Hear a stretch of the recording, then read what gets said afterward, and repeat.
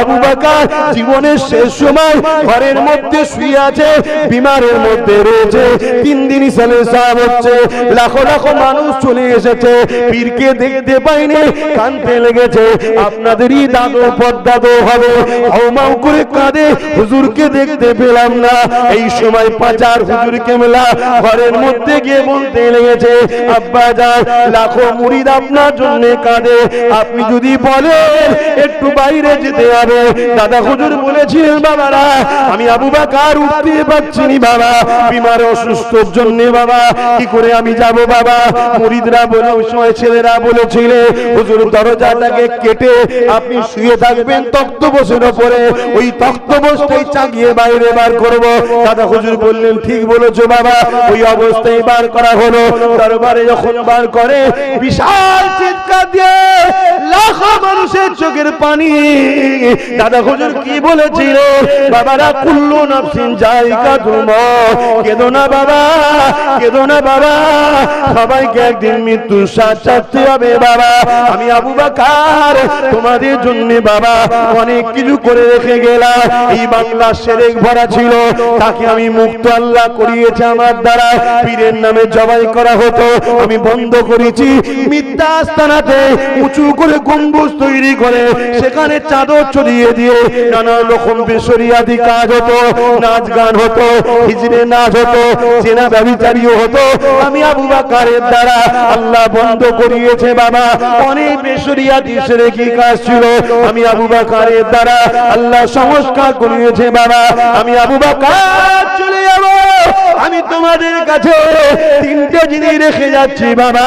প্রথম নম্বর হলো আহলে সুন্নাত ওয়াল জামাত, যে সিলসিলার আমি ইমাম হয়ে এসেছিলাম। দ্বিতীয় নম্বর হলো আমার ওসিয়াতনামা, এটাকে তোমরা ধরে রাখবে। 3 নম্বর হলো বাবা আমার আওলাদ, এদেরকে পিয়ার করবে, ভালোবাসবে, মহব্বত করবে। যদি আমার আওলাদের মধ্যে বাবা কাউকে দেখো শরীয়ত বিরোধী হয়ে গেছে, তার সমালোচনা করবে না, তার থেকে মুখটা ঘুরিয়ে নেবে, তার কাছে যাবে না, তাকে মানবে না। তুমি যদি মুরিদ দাবি করো, তাহলে রাস্তায় কেন দাঁড়াও? তোমার পীরের বাচ্চার মোকাবিলা তুমি মুরিদ দাবি করো, তাহলে তোমার তো উচিত ফুরফুরার জমিনে যাওয়া। ভাইজান আপনি কি কথা বলেছেন শুনলাম নাকি? আমি বলতাম, বলেছি কি বলিনি? দুজনে ঘরে বসে মীমাংসা হয়ে যেত। গুন্ডাগিরি করছো, মস্তানি করছো, পাওয়ার দেখাচ্ছ। নমরুদকে আল্লাহ জুতো মারতে মারতে মেরে দিয়েছে, তার সঙ্গে পাল্লা নিতে যাচ্ছ। সময় থাকতে থাকতে পরিবর্তন হয়ে যাও, প্রয়োজনে রেখে দাও। যদি এর পরেও কারো জানতে ইচ্ছা যায় তুমি যদি মুরিদ হও, তোমার তো উচিত লিখিত দিওয়া। হুজুর আপনি কথা বলেছেন কি, মৌলানা আপনি বলেছেন, বা আব্বাস তুমি বলেছো, যেরকম খুশি লিখিত দেওয়া দরকার। রাস্তায় দাঁড়িয়ে তুমি যদি ঝগড়া লাগা, সমাজে মেসেজ যাবে মোল্লাদের রান খাওয়ালিয়ে ঝগড়া হচ্ছে। ইতিহাসের পাতা খুলে দেখে এলাম, এই জমিনের উপর ইসলাম এত সহজে আসেনি গো। এ যুবকেরা আজ মুসলমান দাবি করো, লম্বা লম্বা গলা করে নবীর উম্মত দাবি করো। এই জমিনের উপরে আল্লাহ দ্বীন, নবী পাকের সুন্নাত এবং কলেমা ঝান্ডা, শরিয়াতের ঝান্ডা, ইনসাফের ঝান্ডা, মানবতার ঝান্ডা, ইনসানিয়াতের ঝান্ডা এত সহজে প্রচার হয়নি গো। আল্লাহ নবী যখন বলেছিল লা ইলাহা ইল্লাল্লাহ আনা মুহাম্মাদুর রাসূলুল্লাহ, এই জমিনের মানুষ কেউ মানতে ছিল না। সর্বপ্রথম যিনি মেনেছিলেন তিনি অন্য কেউ নয়, আমার দাদাজান এবং জামানার মুজাদ্দিদ দাদা হুজুর পীর কেবলা 30 পোস্টের ঊর্ধ্ব পূর্বপুরুষ হযরত সিদ্দিক আকবর কোনো প্রশ্ন না করে আল্লাহ নবীর হাতে হাত দিয়ে ঈমানের নূরের কালেমা পড়ে নিয়ে দিনে মুহাম্মাদিতে প্রবেশ করে। আরো জোরে বলুন সুবহান। এই জমিনের উপরে এই দিনটা প্রচার এত সহজে হয়েছে মনে হচ্ছে নাকি? সব জায়গায় মাথা গরম ভালো নয়, হালকা বয়সে রক্তের গরম আছে। হ্যাঁ, তুমি দুনিয়াবি খেয়ালে গান শুনে ফেলেছো, তওবা করে ফিরে আসো। নামাজ কাজা করে ফেলেছো, তওবা করে সিজদায় পড়ে যাও। সিনেমা দেখে ফেলেছো, তওবা করে ফিরে আসো। যাত্রায় চলে গেছো, তওবা করে ফিরে আসো। ফাংশনে চলে গেছো, তওবা করে ফিরে আসো। শরাব পান করে ফেলেছো, তওবা করে ফিরে আসো। অন্যায় করে ফেলেছো, তওবা করে ফিরে আসো। আমার আল্লাহ পাকের নাম রহমান, আমার আল্লাহ পাকের নাম রহিম। নবী আমার জানিয়ে দিলে, এ আমার উম্মত উম্মতিরা, তোরা আমার উম্মত হওয়ার জন্য আল্লাহ তোদেরকে অনেক সুযোগ দিয়েছে। অন্য নবীর উম্মতেরা গুনাহ করলে সেই নবীর উম্মতদের জন্য শাস্তি অবধারিত ছিল, আসমান থেকে সঙ্গে সঙ্গে শাস্তি এসে যেত। এ আমার উম্মতেরা, আমি নবী আমার খাতিরে আল্লাহ পাক তোদেরকে অনেক মাকাম দিয়েছে রে। কি রকম মাকাম দিয়েছে? তোরা যখন অন্যায় করি ফেরেশতা লিখতে যায়, আল্লাহ বলে লিখবি না, আগে করু, যদিও করে ফেলি আল্লাহ বলে এখনো লিখবি না। সকালে করলে সন্ধ্যা পর্যন্ত সুযোগ দেয়, যদি বান্দা বান্দি তওবা করে না আমি আল্লাহ মাফ করে দেবো। রাত্রিরে করলে ফজর পর্যন্ত সময় দেয়, যদি বান্দা বান্দি তওবা করে না আমি মাফ করে দেবো।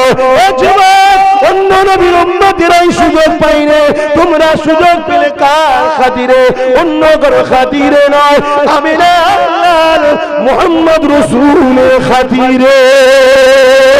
আরো জোরে বলুন সুবহান।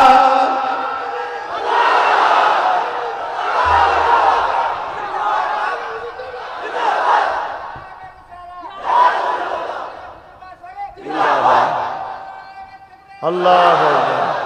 এখন জিজ্ঞাসা করছি, জ্ঞানী গুণী মানুষ, বুদ্ধিজীবী মানুষ, জেনারেল লাইনের মানুষ, সাধারণ জ্ঞানে বলেন, 20 বছর 25 বছর ধরে যে বাপ তোমাকে খাইয়ে দাইয়ে পরিশ্রম করে বড় করলো, তোমার জন্য কত কষ্ট করলো, বিয়েটা হবার পরেই তুমি যদি নিজের বাপকে বাপ বলা ছেড়ে দিয়ে এখন শ্বশুর যদি আব্বাজান হয়ে যায়, নিজের বাপ বুড়ো হয়ে যায়, এই ছেলেটাকে তোমরা কি ভালো নজরে দেখবে? কথা বলছো না কেন? যে রসুলের জন্য সবকিছু পেলাম, সেই রসুল ছেড়ে দিয়ে এখন কোথা দুনিয়ায় একটা কাউকে পেয়েছি, সে দরদি আপন হয়ে গেছে রসুলের থেকে। খুব সাবধান, আমাদের কাছে কুরবান সবকিছু করতে রাজি, মুহাম্মদ রাসূলকে ছাড়তে আমরা রাজি নয়। আর আমরা সবার সঙ্গে বন্ধুত্ব করতে রাজি মুহাম্মদ রাসূলের স্বার্থে। কথা ঠিক না বেঠিক? বাপেরা, নওজোয়ান তরুণেরা মন দিয়ে শোনেন, আল্লাহ নবী, নূর নবী, দয়া নবী, হায়াতুন নবী, নবী পাক দ্বীন ইসলামের প্রচার করলে কেউ মানতে চাই না। আবু বকর সিদ্দিক মেনে নিয়েছে। আল্লাহ নবী আবু বকরকে সাথে করে নিয়ে কাবার জমিনে দাঁড়িয়ে গেলে, বাবা আবু বকর, কেউ তো আমাকে মানেনি, তুমি আমার কথা মেনে নিয়েছো বাবা, তুমি একটু বলো বাবা, আমার বিষয়ে বলো বাবা। হযরত আবু বকর দাঁড়িয়ে গেলে, এলাকার মানুষরা শোনো বাবা, আমি আবু বকরকে তোমরা কোন নজরে দেখো। হযরত আবু বকর সম্বন্ধে এলাকার মানুষরা বলতে লাগলো, আবু বকর, কখনো তোমাকে ঝগড়া করতে দেখিনি, কখনো তোমাকে গালমন্দ করতে দেখিনি, কখনো তোমাকে বুড়াই কাজে দেখিনি, তুমি বড় চরিত্রওয়ালা ভদ্র সভ্য মানুষ, তুমি সত্য কথা বলো, মিথ্যা বলো না। আমার আবু বকর এই সময় বলেছিল, বাবারা, এলাকা মানুষেরা, তাহলে আমার কথা শোনো, ইনি হলেন মুহাম্মদ রাসূল, ইনাকে নবী বলে মেনে না, এক আল্লাহর দাসত্বকে মেনে না। তোমরা পড়ে না, আমি আবু বকরও পড়ে নিয়েছি, লা ইলাহা ইল্লাল্লাহ মুহাম্মাদুর রাসূলুল্লাহ। এই কথাটা যখনই বলেছিল, এলাকার মানুষেরা বড় বড় পাথর নিয়ে আবু বকরকে মারতে লেগেছে। শোনো শোনো যুবক, এই জমিনের মাথায় টুপি এখন অনেক পাবে, দাড়ি এখন অনেক পাবে, জুব্বা এখন অনেক পাবে, মসজিদ অনেক পাবে, নামাজ এখন অনেক পাবে, পীর এখন অনেক পাবে, পীরজাদা অনেক পাবে, দরবার অনেক পাবে। ওই যুবক, কিন্তু সেদিন জমিনের উপরে কেউ ছিল না আল্লাহ মানা, কেউ ছিল না নবীকে মানা। সেদিন আমার আবু বকর যখনই নবীর পক্ষে কথা বলেছিল, আল্লাহর পক্ষে কথা বলেছিল, আমার আবু বকরকে তৎকালীন আবু জেহেল, উতবা, সাইবা, আবু লাহাবরা মেরেছিল। সেই আবু বকরের খুন আমার শরীরে আছে। সেদিন আমার আবু বকর এত খুন জড়িয়েছিল, এত খুন আবু বকরের শরীর থেকে বেরিয়েছিল, কাবার জমিনের উপরে আল্লাহ নবীর পাশে আবু বকর অজ্ঞানে পড়ে গিয়েছিল। এই আবু বকরের খুন আজও যদি নবীর জন্য ছড়াতে হয়, আমি ছড়াতে রাজি আছি। তথাপিও যতদিন বাঁচবো এই জমিনের উপরে নবী নবী নবী নবী নবী করে যাব। আমার সঙ্গে কারা নবী নবী করতে রাজি আছে? হাত তুলে দেখো। নবী নবী নবী নবী নবী নবী, ইয়া রাসূলুল্লাহ, ইয়া রাসূলুল্লাহ, ইয়া রাসূলুল্লাহ, ইয়া রাসূলুল্লাহ, ইয়া রাসূলুল্লাহ, ইয়া রাসূলুল্লাহ, ইয়া রাসূলুল্লাহ, ইয়া রাসূলুল্লাহ, ইয়া রাসূলুল্লাহ, ইয়া রাসূলুল্লাহ, ইয়া রাসূলুল্লাহ, ইয়া রাসূলুল্লাহ, ইয়া রাসূলুল্লাহ, ইয়া রাসূলুল্লাহ, নারে তাকবীর।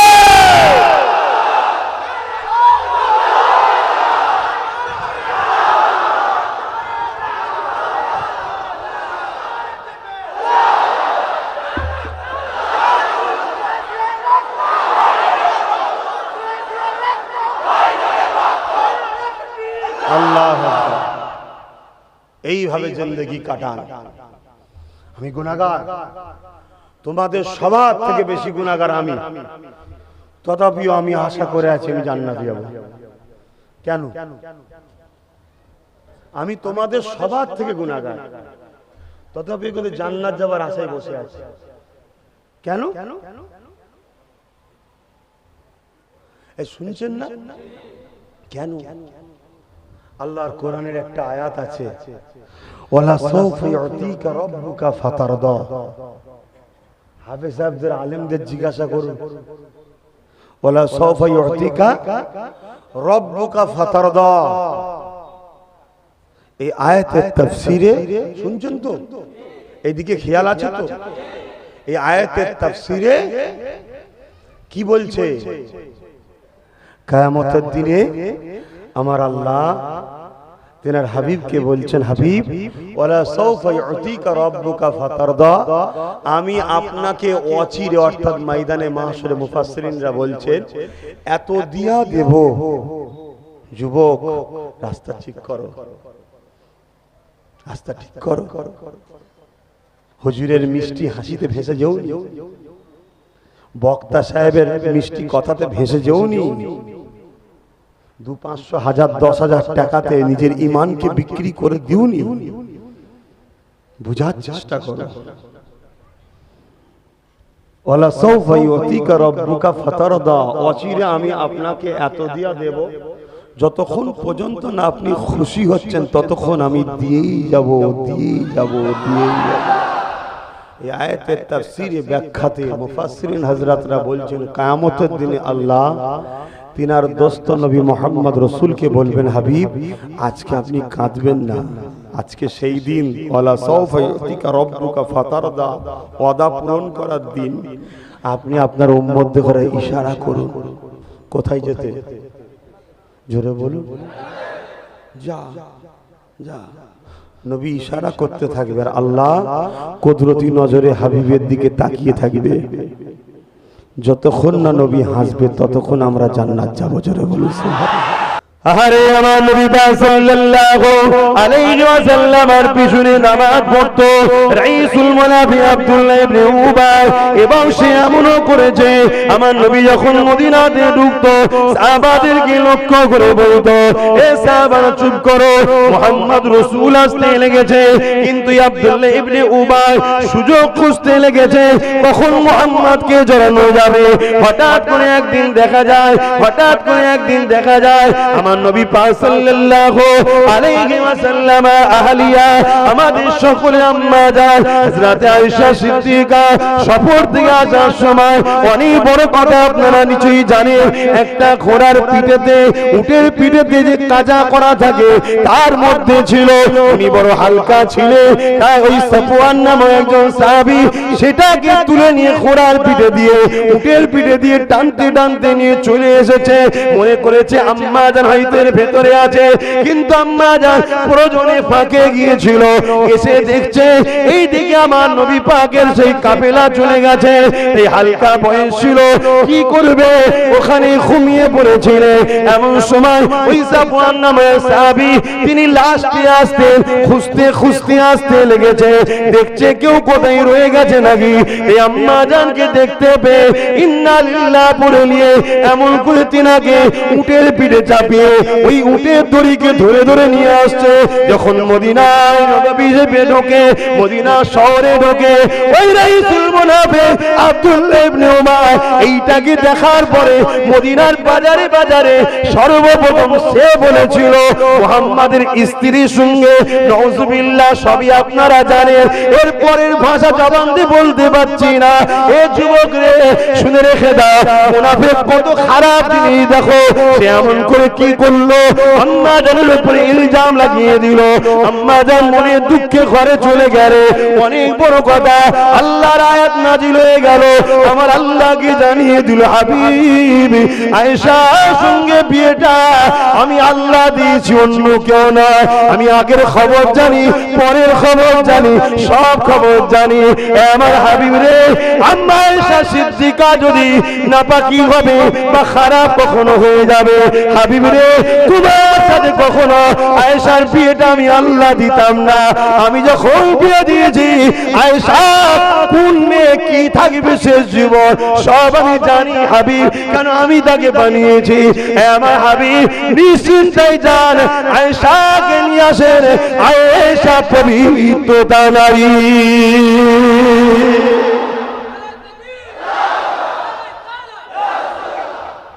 বুঝতে পারছেন মুনাফিক কি জিনিস? এই দাড়ি, নামাজ, ওহ কি দরদ।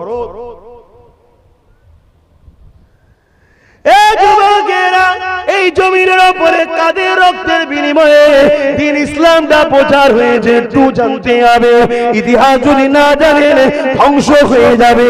এখন যদি কেউ ইতিহাস অস্বীকার করতে চান, তাকে আমি বলবো আল্লাহর কোরআনটা খুলে দেখো, আদেশ নিষেধ কতটা আছে আর ইতিহাসটা কতটা আছে। কোরআনকে যদি 3 ভাগে ভাগ করা হয়, বুঝাবার জন্য বলছি 2 ভাগের বেশি ইতিহাস রয়েছে। সে আপনি ইউসুফ নবীর জীবনী পড়বে, মুসা নবীর জীবনী পড়বে, নূহ নবীর জীবনী পড়বে, ইসমাইল নবীর জীবনী পড়বে, পুরো ইতিহাস ভরা ভরা রয়েছে। কেন আমার আল্লাহ ইতিহাস আমার নবীকে শুনিয়েছে, কারণ ইতিহাসে অনেক কিছু জ্ঞান পাওয়া যায়। ইতিহাস মানুষকে সচেতন করে দেয়। আজ আপনাদেরকে সচেতন করে দিচ্ছি। হযরত ওসমান গনিকে শহীদ করেছিল কারা? প্যান্ট শার্ট পরা দাড়ি চাচাগুলো হিন্দুরা করেছিল, খ্রিস্টানরা করেছিল, নাসারারা করেছিল না বন্ধু, তারা করেনি। কারা করেছিল? পাগড়ি পরেছিল, মাথায় টুপি দিয়েছিল, মুখে দাড়ি দিয়েছিল। 40 দিন ধরে ওসমান গনির পিছনে নামাজ পর্যন্ত পড়েছিল। সুযোগ খুঁজেছিল, কখন ওসমানকে সুযোগ পাবো, তখন কতল করে দেবো। এই দাড়ি দেখলে, টুপি দেখলে যেমন মানতে হবে ঠিকই, কিন্তু দাড়ি টুপির মধ্যে, জুব্বার মধ্যে মুনাফিক থাকাটাও সম্ভব। একটু ভেবে ভেবে ধরতে হবে। এই জন্য দাদা পীরের মুরিদদেরকে বলে যায়, আমার আবু বকর জীবনের শেষ সময় ঘরের মধ্যে শুয়ে আছে, বিমারের মধ্যে রয়েছে। 3 দিন ইসালে সাহেব হচ্ছে, লাখো লাখো মানুষ চলে এসেছে, পীরকে দেখতে পাইনি, কাঁদতে লেগেছে। আপনাদেরই দাদু পদ্দাদু হবে, হাউমাউ করে কাঁদে, হুজুরকে দেখতে পেলাম না। এই সময় পাচার হুজুর কেমলা ঘরের মধ্যে গিয়ে বলতে লেগেছে, আব্বা জান লাখো মুরিদ আপনার জন্য কাঁদে, আপনি যদি যদি বলে একটু বাইরে যেতে হবে, দাদা হুজুর বলেছিলেন বাবারা আমি আবু বকর উঠতে পারছি না বাবা, বিমার অসুস্থর জন্য বাবা কি করে আমি যাব বাবা। মুরিদরা বলে ওই সময় ছেলেরা বলেছিল হুজুর দরজাটাকে কেটে আপনি শুয়ে থাকবেন তক্তপোষের উপরে, ওই তক্তপোষটাই চাগিয়ে বাইরে বার করব। দাদা হুজুর বললেন ঠিক বলেছো বাবা। ওই অবস্থায় বার করা হলো। দরবারে যখন বার করে বিশাল চিৎকার দিয়ে লাখো মানুষের চোখের পানি। দাদা হুজুর কি বলেছিল বাবারা কুল্লু নাফসিন যায়িকাতুল মউত, কেঁদো না বাবা, কেঁদো না বাবা, সবাইকে একদিন মৃত্যুর স্বাদ চাখতে হবে বাবা। আমি আবু বকর তোমাদের জন্য বাবা অনেক কিছু করে রেখে গেলাম। এই বাংলা শেরেক ভরা ছিল, তাকে আমি মুক্ত আল্লাহ করিয়েছে আমার দ্বারা। পীরের নামে জবাই করা হতো, আমি বন্ধ করেছি। মিথ্যা আস্তানাতে উঁচু করে গম্বুজ তৈরি করে সেখানে চাদর ছড়িয়ে দিয়ে নানা রকম বেশরিয়াদি কাজ হতো, নাচ গান হতো, হিজড়ে নাচ হতো, চেনা ব্যভিচারীও হতো। আমি আবু বকরের দ্বারা আল্লাহ বন্ধ করিয়েছে বাবা। অনেক বেশরিয়াদি শিরকি কাজ ছিল, আমি আবু বকরের দ্বারা আল্লাহ সংস্কার করিয়েছে বাবা। আমি আবু বকর চলে যাব। আমি তোমাদের কাছে তিনটে জিনিস রেখে যাচ্ছি বাবা। প্রথম নম্বর হলো আহলে সুন্নাত ওয়াল জামাত, যে সিলসিলার আমি ইমাম হয়ে এসেছিলাম। দ্বিতীয় নম্বর হলো আমার ওসিয়াতনামা, এটাকে তোমরা ধরে রাখবে। তিন নম্বর হলো বাবা আমার আওলাদ, এদেরকে পিয়ার করবে, ভালোবাসবে, মহব্বত করবে। যদি আমার আওলাদের মধ্যে বাবা কাউকে দেখো শরিয়ত বিরোধী হয়ে গেছে, তার সমালোচনা করবে না, তার থেকে মুখটা ঘুরিয়ে নেবে, তার কাছে যাবে না, তাকে মানবে না। তুমি যদি মুরিদ দাবি করো তাহলে রাস্তায় কেন দাঁড়াও? তোমার পীরের বাচ্চার মোকাবিলা তুমি মুরিদ দাবি করো তাহলে তোমার তো উচিত ফুরফুরার জমিনে যাওয়া। ভাইজান আপনি কি কথা বলেছেন শুনলাম নাকি? আমি বলতাম, বলেছি কি বলিনি? দুজনে ঘরে বসে মীমাংসা হয়ে যেত। গুন্ডাগিরি করছো, মস্তানি করছো, পাওয়ার দেখাচ্ছ। নমরুদকে আল্লাহ জুতো মারতে মারতে মেরে দিয়েছে। কার সঙ্গে পাল্লা নিতে যাচ্ছ? সময় থাকতে থাকতে পরিবর্তন হয়ে যাও, নুনে রেখে দাও। যদি এর পরেও কারো জানতে ইচ্ছা যায় তুমি যদি মুরিদ হও, তোমার তো উচিত লিখিত দিওয়া। হুজুর আপনি কথা বলেছেন কি মৌলানা আপনি বলেছেন বা আব্বাস তুমি বলেছো, যেরকম খুশি লিখিত দেওয়া দরকার। রাস্তায় দাঁড়িয়ে তুমি যদি ঝগড়া লাগা সমাজে মেসেজ যাবে মোল্লাদের রান খাওয়ালিয়ে ঝগড়া হচ্ছে। বদলামটা আমারও নয়, তোরও নয়, বদলামটা আমার ধর্মের হবে। ঠিক না বেটি? তুমি যদি মুরিদ হও দাদা হুজুরের কথা মানবে না, ভণ্ডমি সব বেরোবে। দাঁড়াও, এখনো সময় আছে। আমরা বৃহৎ স্বার্থ চাই। মুসলিমদের বর্তমান পরিস্থিতি খুবই খারাপ। কাল এই যে সব বাড়িগুলো সব পড়ে আছে, এরকম লাখো লাখো কোটি কোটি গরিব বেকার হয়ে যাবে। কথা বুঝছেন না, বুঝেন না? এই জায়গায় আমাদের একটা হয় দরকার, আমি জানি জানি কিন্তু বাপ আমি তোমাকে একটা কথা জিজ্ঞেস করব। 150 বছর আগে মুসলমানদের এই অবনতি ছিল না, 150 বছর থেকে অবনতি শুরু হয়েছে। কেন? 150 বছরের আগে পৃথিবীতে সবাই ঈমান ও প্রেম ও আদবের দিকে রাসূলের উপরে বড় মজবুত ছিল। রিসেন্ট অনেক দল মত ফিরকা বেরিয়ে গিয়ে রাসূলের আদব ও প্রেমটা আমাদের দিল থেকে সরাচ্ছে। আমরা যখনই জিতেছি, কামিয়াবি হয়েছি, একটা পাওয়ার, এই পাওয়ারটার নাম হলো ঈমান। জোরে বলুন সুবহানাল্লাহ। ওই ঈমান কাজকে সরানো হচ্ছে। তাই আমাদের উচিত কি নয় কওমকে ঈমানের পাওয়ারটা বাড়ানো? একটু হ্যাঁ কি না বলুন, হ্যাঁ কি না বলুন।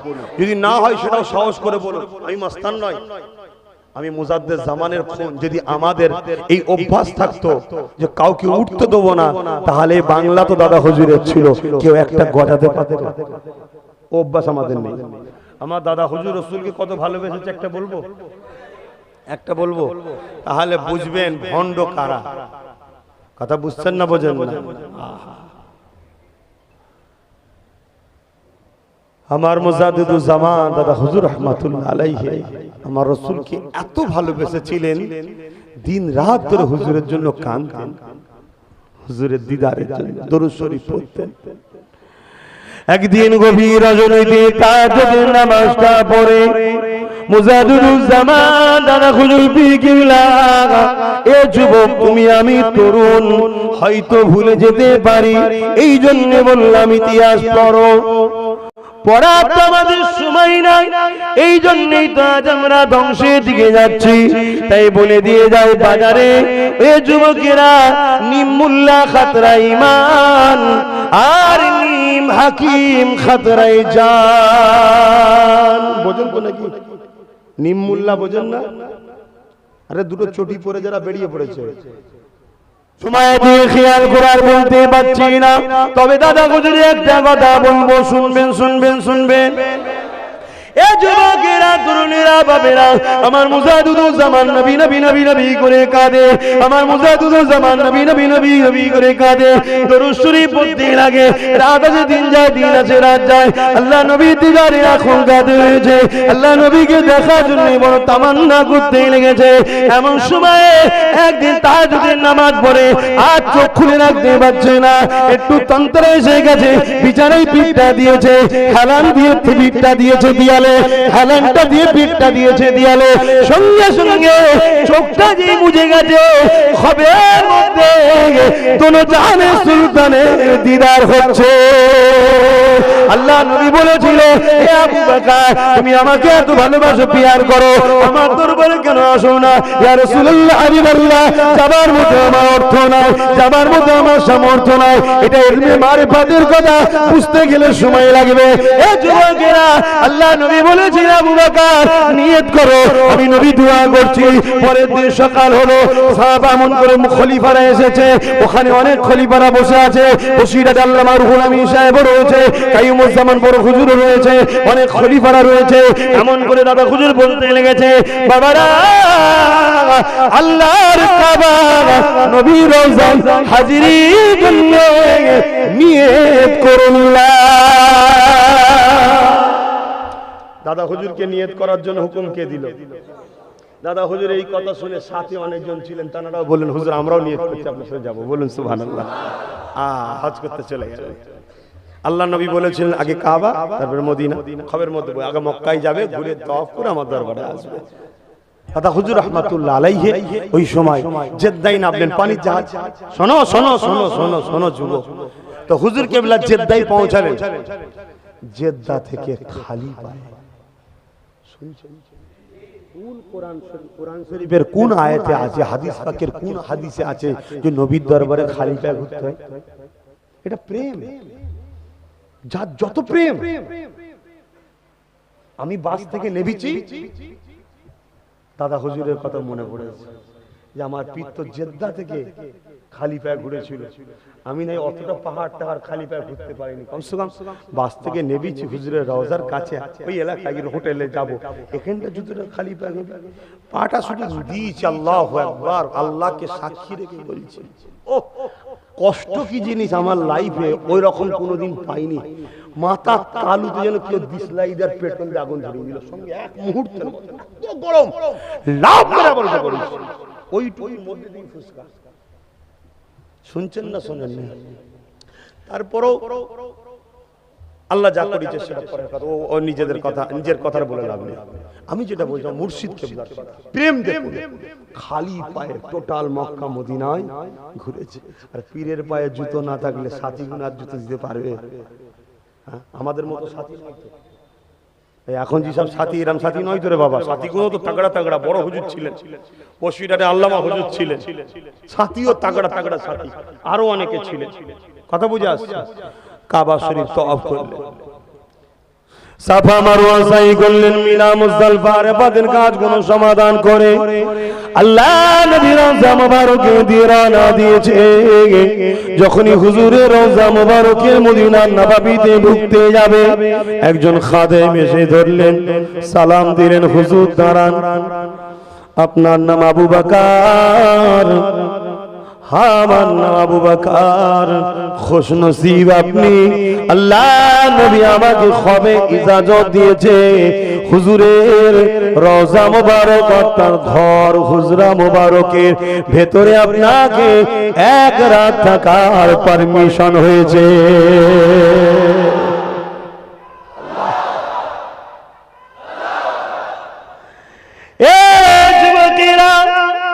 ব্যক্তিগত কারো সঙ্গে রাগ আগেও ছিল না, আজও নাই। হঠাৎ করে আব্বাস সিদ্দিকী কেন বলে বুঝতে হবে, যখন তুমি আমার দাদা পীরের সিলসিলার মুরিদের কাঁধে বন্দুক রেখে তোমার স্বীকার করছো করো, কিন্তু মুরিদকেই যখন স্বীকার করতে চাইবে তখন কিন্তু আর চুপ থাকা যাবে না।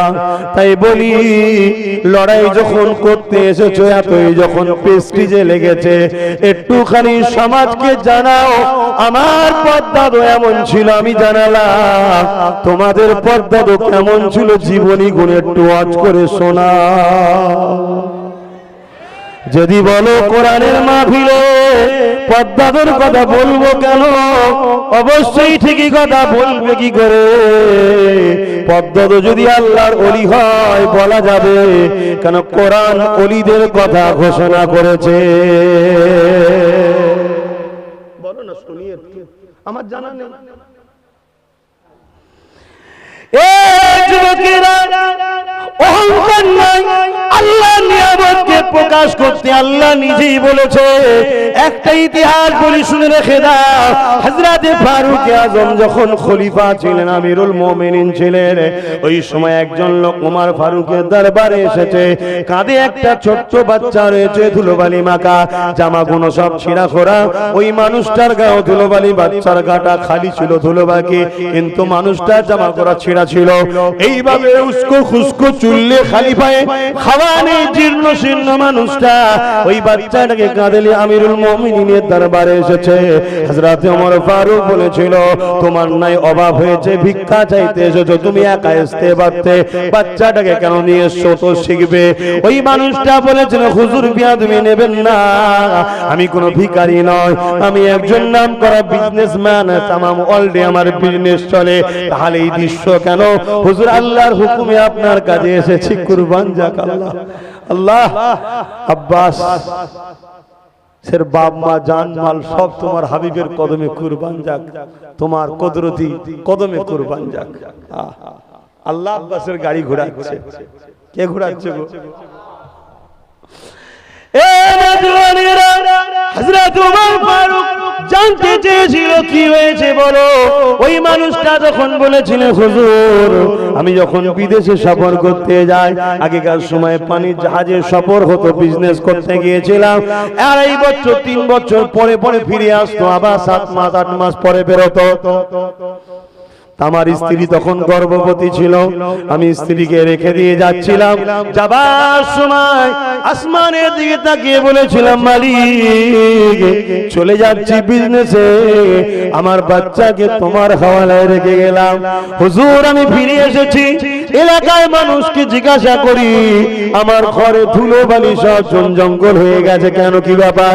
তখন এলাকার মানুষ বলেছিল, তোমার স্ত্রী বাচ্চা প্রসবের সময় মারা গেছে, বাচ্চা পেটে থাকতে থাকতেই মারা গেছে, আমি বাচ্চা সমেত তোমার স্ত্রীকে কবর দিয়েছি। হুজুর আমার মনের মধ্যে চিন্তা হতে লাগলো, এটা কি করে হতে পারে? আল্লাহ পাক ওয়াদা করেছে যে যারা আমার কাছে সুপে দিয়ে যায় তাদেরকে আমি হেফাজত করি। আমার মনের মধ্যে একটা কথা বারবার ভেসে ওঠে, ওয়াদাল্লাহি হাক্কুন, আল্লাহর ওয়াদা হক সত্য, কখনো মিথ্যা হতে পারে না। আমার আল্লাহ বলেছেন যে আমার কাছে নিজের মাল সম্পদ সুপে দেয়, আমি তার হেফাজতের দায়িত্ব নিজে নিই। তাই আমিও ঘর থেকে যখন বেরোই, দরজায় পা বেরোবার আগে বলি, মালিক আমি তোমার হাওয়ালায় বেরোতেছি। তোমরাও বলবে, আল্লাহ আমি তোমার হাওয়ালায় বেরোচ্ছি। এরপরও তোমার জন্য যেটা ভালো সেটাই করবে আল্লাহ, ঠিক না বেঠিক? এ যুবকেরা, এ নবী পাকের প্রেমিকেরা, আল্লাহ পাকের মাহবুব বান্দা, আল্লাহ নবীর সাহাবী হযরত ওমর ফারুক তখন জানতে লেগেছে, মানুষটা বলতে লেগেছে, আমার মনের মধ্যে হচ্ছে আমার বাচ্চাকে তো আল্লাহর কাছে শুপে রেখে গেছে, বাচ্চা কখনো নষ্ট হতে পারে না, এই কোথায় কবর দিলে খোঁজ নিবার পরে একটু তাড়াতাড়ি বলছে, কেন সময় হয়ে যাচ্ছে, নামাজের ব্যাপার আছে। ওই কবরের দিকে আমি খেয়াল রেখেছি, কবরস্থান জঙ্গল হয়ে থাকে এবং গাছের পাতা পড়ে, দেখবেন লোকজন পাতা কোড়াতে যায় কবরে। একদিন একজন মহিলা পাতা কোড়াতে গিয়ে ছুট মারছে কবর থেকে। আমি তাকে বললাম, কেন ছুটছো? তখন সে বলছে, একটা কবর থেকে সুড়ঙ্গ দেখলাম, ছোট্ট একটা বাচ্চা বেরিয়ে আসছে, ভয় খেয়ে গেছি। জোরে বলুন সুবহানাল্লাহ। আর জোরে বলবেন না? এর মাথায় লেগে গেছে, ছুটে ছুটে যে কবরটা দেখিয়েছিল যে আমার বিবির কবর, সরিয়ে সরিয়ে দেখছে, হ্যাঁ সুড়ঙ্গ, বাচ্চার মুখে দুধ লেগে আছে। জোরে বলুন সুবহানাল্লাহ। ও হযরত ওমর ফারুক বাচ্চাটাকে যে কোলে নিয়েছি, অমনি গায়েবে আওয়াজ এসে গেছে, ওরে আমার বান্দারে, তুই তোর বিবিকে কিন্তু আমার হাওয়ালায় রেখে যাসনি, তোর বাচ্চাটাকে রেখেছিলিস, তাই বাচ্চা হেফাজতের দায়িত্ব আমি নিয়েছিলাম। তোর বিবি ইন্তেকাল করেছে ঠিকই কথা, কিন্তু তোর বাচ্চাকে আমি আল্লাহ কুদরতি ভাবে কবরের মধ্যে প্রস্রাব করিয়েছি, ওখানেই তোর দিদির স্তনটাকে আমি নষ্ট করিনি, ঠিক রেখে দিয়েছিলাম, ও থেকে দুধ পান করিয়েছিলাম তোর বাচ্চাকে। আজ সময় হয়েছে তোর কাছে তোর সম্পদ ফিরিয়ে দিলাম, যা উমারের কাছে গিয়ে ঘোষণাটা শোনা, আমার উমারকে জানিয়ে দে, বিশ্বকে শুনিয়ে দেবে, আল্লাহর উপরে যে ভরসা করে আল্লাহ তাকে কখনো ফিরিয়ে দেয় না। আল্লাহ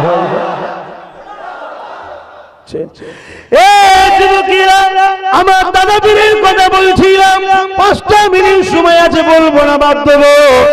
এই যুবকেরা সবাইকে জিজ্ঞাসা করি, হাত তুলে তুলে বলো, বলবো না, বাদ দেবো। দাদা হুজুরের কথা শুনবে, হাত তুলে রাখো, শুনবে, শুনবে দাদা হুজুরের কথা, শুনবে দাদা হুজুরের কথা। এ যুবক হাত নামাও, তুমি দাদা হুজুরকে দেখোনি, তোমার আব্বাও দেখেনি, কিন্তু তোমার দাদু দেখেছে। তোমার দাদু যখন নামের আগে মোহাম্মদ লিখতে জানতো না, দাদা হুজুর তখন লিখা শিখিয়েছে। তোমার দাদু যখন ধুতি পরে বেড়াতো, দাদা হুজুর তখন পায়জামা পাঞ্জাবি পরা শিখিয়েছে। তোমার দাদু যখন হুঁকু খেয়ে বেড়াতো, দাদা হুজুর তখন হুঁকু খাওয়া ছড়িয়েছে। তোমার দাদু যখন গাঁজা খেত, মদের ভার নিয়ে দৌড়তো, এমন করে বেসুরিয়াদি কাজ করতো, মুজাহিদুজ্জামান তখন তেনাকে দ্বীন ইসলাম শিখিয়েছে। এখন যদি দুনিয়া জমিনের মানুষকে বলা হয়, সাহাবাদের মধ্যে থেকে অনেক সাহাবা ছিল নিজের কন্যাকে জ্যান্ত পুঁতে দিয়েছে, তার ছেলেকে যদি বলা হয় তোমার বাবা জ্যান্ত মেয়েকে পুঁতে দিয়েছিল নিজের মেয়েকে, রাসূলুল্লাহ তাকে দ্বীন ইসলাম শিখিয়েছে, তার ছেলে যদি হাত গুটায়, কত বড় কথা তুই বললি, এটা কি উচিত হবে? আরে সত্য কথা। আমি কি বলেছি আব্দুল করিমের দাদু, আব্দুর রহমানের দাদু, আপনার নাম ধরে বলেছি আপনার দাদু বলেছি? হঠাৎ করে কেউ যদি বলে হুজুর তুমি মুখ সামলে বলো, না হয় কি করবি, ভেঙে দিবি, এত সাহস? আল্লাহ হাতে ট্রিটমেন্ট করতে পারে না, পারে না, ট্রিটমেন্ট করতে করতে রেখে দিয়েছে। কথা বুঝছেন না, বুঝছেন না? সুধরে যখন এই যুবকেরা, আল্লাহ সব পারে, তুমি কেন বললে কথা? তুমি তো নিজেই প্রকাশ করে দিচ্ছ যে আমি কেমন ছিলাম, আমার পূর্বপুরুষ কেমন ছিল। না এই সমাজ কেউ বুঝতে পারতো না কাকে কি বলছে, কার কথা কি বলে যাচ্ছে। কেননা শুধু আমি বলি না, এই সমাজে বহুত উলামারাই বলে, এই সমাজের সমস্ত পীর সাহেব পীরজাদারাও বলে, এই সমাজের ইতিহাস বলে, ইতিহাস বলে এই বাংলায় 100 বছর আগে কোন দরবার ছিল না, এই বাংলার জমিনে 100 বছর আগে কোন মাজারের প্রচার প্রসারও ছিল না, এই দরবারে বাংলায় 100 বছর আগে কোন শিক্ষা প্রতিষ্ঠানে জমজমাট ছিল না, এই বাংলাতে 100 বছর আগে কোন দরবারে মানুষের যাতায়াতের উঠা বসাও ছিল না। অথচ ফুরফুরা জমিনে একটা মসজিদ আছে, 360 বছর ধরে জুম্মা নামাজ হচ্ছে, যেটা মুজাদ্দুজ্জামানের মাজারের সামনে পুকুর, পুকুরের ওই পারে যে মাটি দেওয়াল রয়েছে ওটা। এই যুবকেরা, তরুণেরা, বাবেরা, এই বাংলার জমিনে মিয়া সাহেব মহল্লাতে জন্মগ্রহণ করেছিলেন।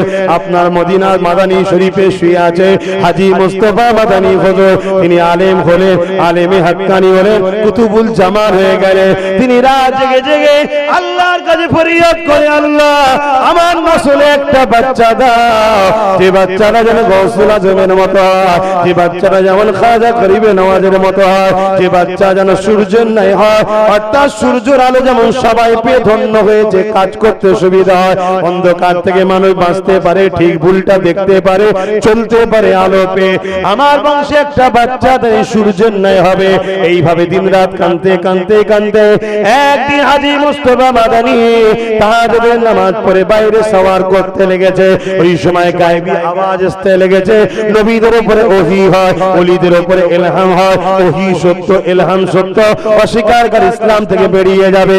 এ যুবকেরা আওয়াজ আসতে লেগেছে, মুস্তাফা মাদানী, এ হাজী মুস্তাফা মাদানী শোনো, তোমার ছয় পোস্টে একটা ছেলে যাবে যার নাম হবে আবু বকর, যাকে আমি আল্লাহ ওই জামানার জন্য ইমাম মুজাদ্দিদ করব।